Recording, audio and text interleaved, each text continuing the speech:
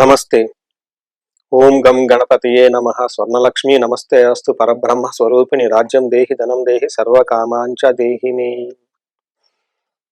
కన్యరాశి వారందరికీ మహాగణపతి స్వర్ణలక్ష్మి అమ్మవార్ల యొక్క ఆశీర్వాదం ఉండాలని, ప్రతి ఒక్కరికి ఆత్మజ్ఞానం కలిగి బ్రహ్మతత్వం కలిగి ప్రతి ఒక్కరి దగ్గర రాజ్యాధికారము, ధనము, అన్ని కోరికలు సిద్ధించుకోవాలని చెప్పేసి, సుఖంగా సంతోషంగా ఉండాలని చెప్పేసి ఒక ఆశీర్వాదంతో, ఒక ఆశిస్తూ కన్యరాశి వారికి ఎలా ఉందో మనం 2026 సంవత్సరంలో చూద్దాం. కన్యరాశి వారికి ఫిబ్రవరి 2026 ఎలా ఉందో మనం చూద్దాం. ఈ రాశి వారికి నక్షత్ర ప్రకారంగా చూసుకుంటే ఫస్ట్ ఉత్తర 2, 3, 4 పాదాలు, హస్త 1, 2, 3, 4 పాదాలు, చిత్త 1, 2 పాదాలు అంతా ఈ కన్యరాశిలో ఉంటారు. ఈ రాశి వారిలో గ్రహాల యొక్క స్థితి గమనించుకుంటే వాళ్ళకి 4 గ్రహాలు మారుతూ ఉన్నాయి. ఈ 4 గ్రహాల మార్పులో ఫస్ట్ది మారే గ్రహం బుధుడు 3వ తారీఖు, రెండో గ్రహం శుక్రుడు 6వ తారీఖు, 13వ తారీఖు సూర్యుడు మారుతూ ఉన్నారు, కుజుడు వచ్చేటప్పటికి 23వ తారీఖు మారుతూ ఉన్నారు. ఈ యొక్క గ్రహాల స్థితిగతుల వల్ల కన్యరాశి వారికి ఎలా ఉందో మనం చూద్దాం. చూడబోయే ముందు ఫిబ్రవరి మంత్ లో 2 ముఖ్యమైన జ్యోతిష శాస్త్రం ప్రకారం ఇంపార్టెంట్ జరుగుతూ ఉంది. ఒకటి, మనకి ఇప్పటిదాకా పెళ్లిళ్ళకి కావాల్సిన శుక్ర మోడం అంటారు. ఈ మోడము వీళ్ళకి వచ్చేటప్పటికి 13వ తారీఖు, ఫిబ్రవరి 13వ తారీఖు ఎండ్ అవుతుంది. అక్కడి నుంచి ముహూర్తాలు స్టార్ట్ అయిపోతాయి. 15వ తారీఖు మనకి మహాశివరాత్రి పర్వదినం జరుగుతూ ఉంది. ప్రతి ఒక్కళ్ళు కూడా ఈ మహాశివరాత్రి పర్వదినంలో చక్కగా ఆనందంగా భక్తిగా జరుపుకొని జన్మకో శివరాత్రి అంటారు. అంటే ఈ జన్మలో ఒక్క శివరాత్రి పండుగని కనుక సరిగా చేసుకుంటే చాలంట, ఇంకా తర్వాత జన్మల్లో ఎప్పుడు కూడాను ఎలాంటి కష్టాలు ఉండవు అని మనకి శాస్త్రాలు వివరించడం జరుగుతుంది. అందుకని ఈసారి ప్రతి ఒక్కరు ఇలాంటి పండుగని చక్కగా ఆధ్యాత్మికంగా జరుపుకోవాలని, మీ జాతకంలో ఉన్న దోషాలు, మీ జీవితంలో ఉన్న బాధలన్నీ పోగొట్టుకోవాలని చెప్పేసి నేను కోరుకుంటున్నాను.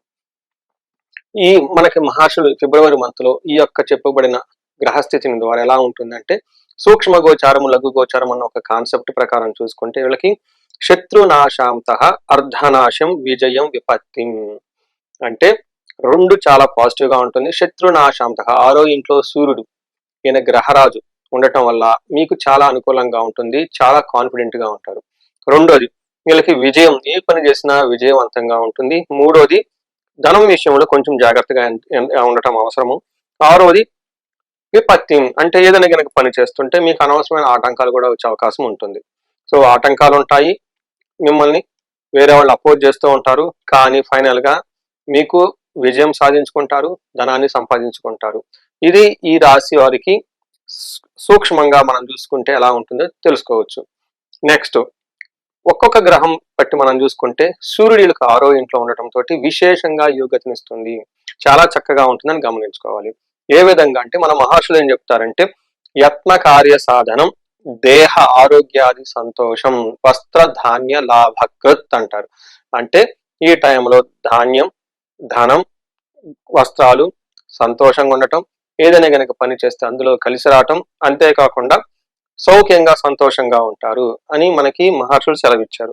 ఈ ప్రకారంగా సూర్యుడు చక్కగా ఉంటే అన్ని గ్రహాలు చాలా వరకు అనుకూలంగా ఉంటుంది, చాలా సంతోషంగా ఉంటారని గమనించుకోవాలి. రెండోది ముఖ్యమైనది, కుజుడు కొంచెం మీకు ఇబ్బందులు పెట్టే పరిస్థితిలో ఉన్నారు. ఇలా 5వ స్థానంలో ఉండటంతో బేసికల్గా ఏమవుతుందంటే కొంచెం ఎడిక్షన్స్ అవ్వటం, ఆన్లైన్ ట్రేడింగ్ చేయటం, ఇవి లిక్కర్స్ ఇలాంటి ఫుడ్ ఐటమ్స్ అన్ని ఎక్కువగా తీసుకునే అవకాశం ఎక్కువగా ఉంటుంది. కొంచెం కంట్రోల్లో ఉండటం ఎంతైనా అవసరం. వీటితో పాటు మనకు మహర్షులు ఏం చెప్తారంటే, దురితం కర్మలాభచ్చ కాలతిక్రమణ భోజనం. కాలతిక్రమణ భోజనం అంటే టయానికి భోజనం చేయకపోవటం. దురితం అంటే ఏదైనా కనుక పని చేస్తే అందులో సరిగ్గా రిజల్ట్ రాకుండా చెడు ఉద్దేశంతో పనులు చేస్తారు. అంటే చెడు ఉద్దేశం ఏంటి, చేయాల్సిన దానికంటే ఓవర్గా చేయటం, అతిగా చేయటం, అసలు చేయకుండా ఉండటం, ఏం చేస్తాం నేను లేజీగా ఉండటము, ఎవరు చూసారులే మనం చేస్తే అని ఒక ఓవర్ కాన్ఫిడెన్స్ తో ఏదేదో చేసే అవకాశం ఎక్కువగా ఉంటుంది. ఇది కొంచెం గమనించుకోవాలి. దీనితో పాటుగా అతిగా ఖర్చులు పెట్టే అవకాశం కూడా ఉంటుంది ఈ రాశి వాళ్ళకి. నెక్స్ట్, శుక్రుడు వీళ్ళకి 6వ స్థానంలో ఉండటం తోటి కొన్ని విషయాల్లో బాగుంటుంది, కొన్ని విషయాల్లో ఛాలెంజింగ్ గా ఉంటుంది.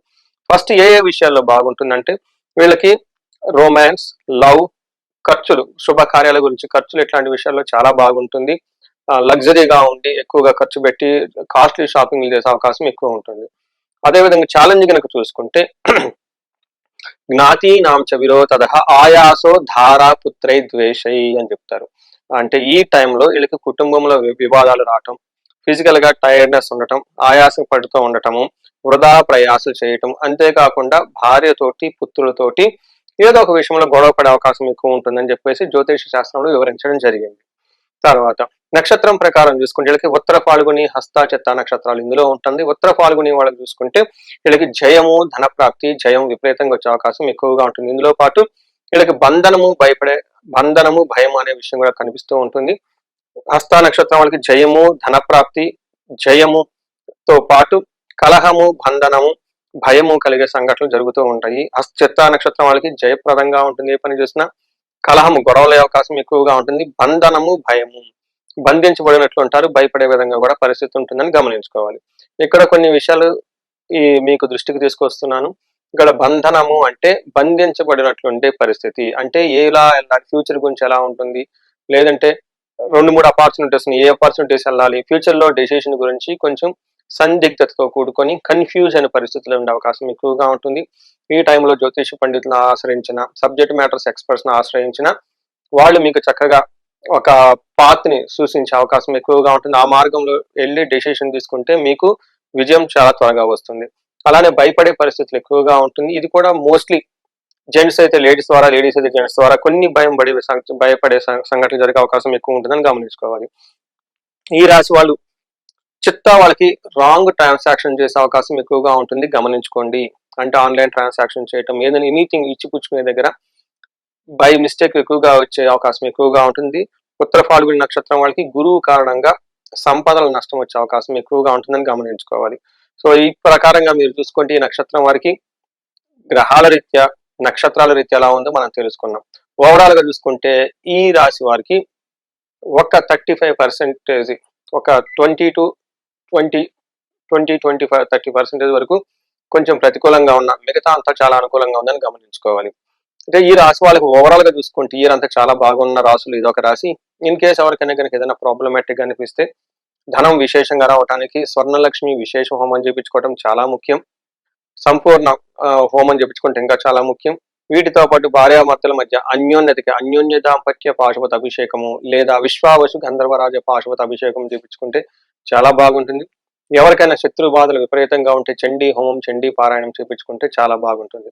వీటితో పాటుగా ఇప్పుడు అకాడమిక్స్ ఎక్కువగా ప్రయారిటీ ఉంటుంది, ఎగ్జామ్స్ ఉంటుంది, కొంతమంది పూర్ గ్రేడ్స్ ఉంటుంది, కొంతమంది చాలా కాంపిటేటివ్ స్పిరిట్ తోటి హై ర్యాంకుల గురించి, బెస్ట్ కాలేజెస్ లో సీటు గురించి ట్రై చేస్తూ ఉంటారు. వీళ్ళందరికీ జ్ఞానం సరిగా రావడానికి, విద్యారంగంలో విద్య విషయంలో, ఎడ్యుకేషన్ విషయంలో చాలా చక్కగా పెర్ఫామ్ చేయడానికి వాళ్ళ జాతకం ఒకసారి చూపించుకొని జాతకానికి అనుగుణంగా ఉపాసన చేసి పూజలు చేస్తే చాలా బాగుంటుంది. యూజువల్ గా మనకి మేధా దక్షిణామూర్తికి సంబంధించిన దేవుడిని ఆధారించడం, హయగ్రీవ జయంతి లేదంటే హయగ్రీవ యొక్క సంబంధించిన మంత్రాలను పఠించడం, నీలా సరస్వతి దేవి యొక్క మంత్రాలను పఠించడం ద్వారా వీళ్ళకి విశేషంగా జ్ఞానము, తర్వాత బుద్ధి, మేధస్సు, శక్తి వచ్చే అవకాశం ఎక్కువ ఉంటుంది. వీరికి మీ యొక్క జాతకం ఒకసారి చూపించుకొని ముందు చెప్పబడిన దేవతలకి సంపూర్ణంగా జపాలు చూపించటం, రెండోది ఈ ఈ ఈ గ్రహ ఈ దేవుళ్ళకి సంబంధించి పాశుపత అభిషేకాలు చేయించుకోవటము, విశేషంగా హోమం చేయించుకుంటూ ఉంటే అనుకున్న విధంగా ర్యాంకులు, తర్వాత గ్రేడ్స్, అనుకున్న ప్లేసుల్లో కాలేజీల్లో సీట్లు వచ్చే అవకాశం ఎక్కువగా ఉంటుంది. ఈ రాశి వాళ్ళకి అష్టైశ్వర్యాలు కలగాలని, భోగభాగ్యాలు కలగాలని, అందరూ సంతోషంగా ఉండాలని చెప్పేసి నేను కోరుకుంటున్నాను. నమస్తే.